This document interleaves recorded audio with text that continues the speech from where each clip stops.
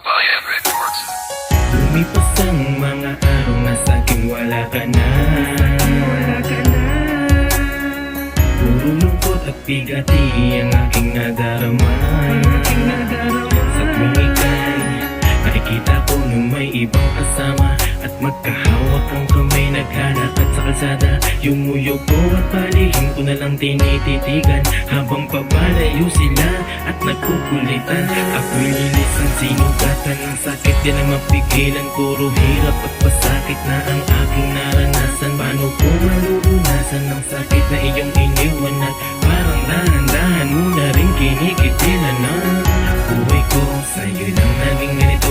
Paano ba ko makakaiwas kung ikaw ay mahal ko? Sana malaman mo to, ang bawat sinasabi ko.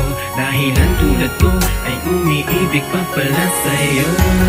Hanggang ngayon, ikaw pa rin ang iniibig ko.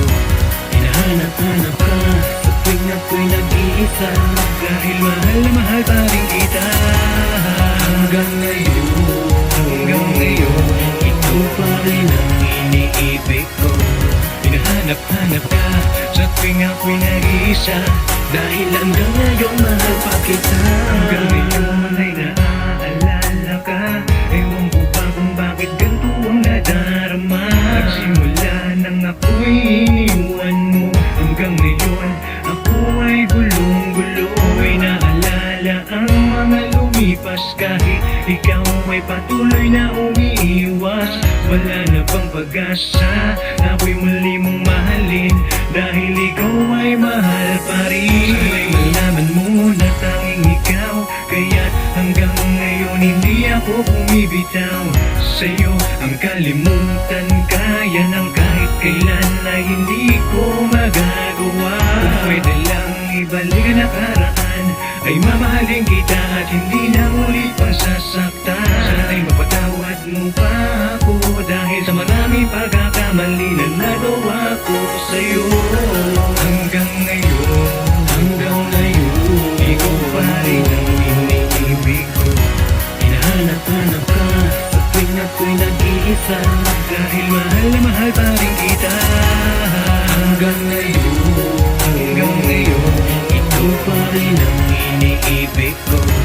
Hinahanap-hanap ka sa tuwing ako'y nag-iisa, dahil hanggang ngayon mahal pa kita. Hanggang ngayon, dahil ikaw pa rin ang pinipintig ng puso ko. Hanggang ngayon, walang oras na di tumagi ka sa isip ko. Hanggang ngayon, ako'y maghihintay na magbalik ka sa piling ko.